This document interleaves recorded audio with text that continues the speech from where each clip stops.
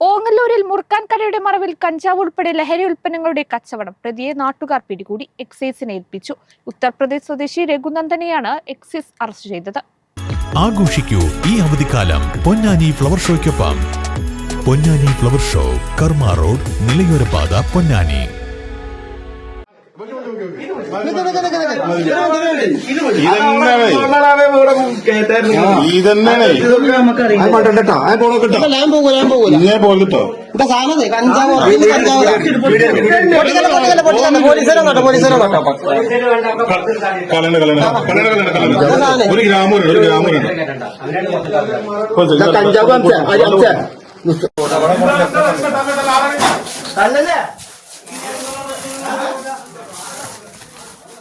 ഓങ്ങല്ലൂരിൽ മുറുക്കാൻ കടയുടെ മറവിൽ ലഹരി വിൽപ്പന നടത്തുന്നുണ്ടെന്ന സംശയത്തെ തുടർന്ന് നാട്ടുകാർ നടത്തിയ പരിശോധനയിലാണ് പ്രതി പിടിയിലായത്. ഉത്തർപ്രദേശ് സ്വദേശി രഘുനന്ദന്റെ കടയിൽ നിന്ന് കവറിൽ സൂക്ഷിച്ചിരുന്ന കഞ്ചാവ് കണ്ടെത്തി. ഇതോടെ നാട്ടുകാർ എക്സൈസിനെ വിവരം അറിയിക്കുകയായിരുന്നു. എക്സൈസ് സംഘം നടത്തിയ പരിശോധനയിൽ ഇയാളുടെ താമസ സ്ഥലത്ത് നിന്ന് 1.5 കിലോ ഉണക്ക കഞ്ചാവും നിരോധിത ലഹരി വസ്തുക്കളുടെ ശേഖരവും പിടികൂടി. ഓങ്ങല്ലൂർ സെന്ററിൽ മുറുക്കാൻ കച്ചവടം നടത്തുകയാണ് ഇയാൾ. ഇതിന്റെ മറവിലാണ് കഞ്ചാവ് കച്ചവടം നടത്തുന്നത്.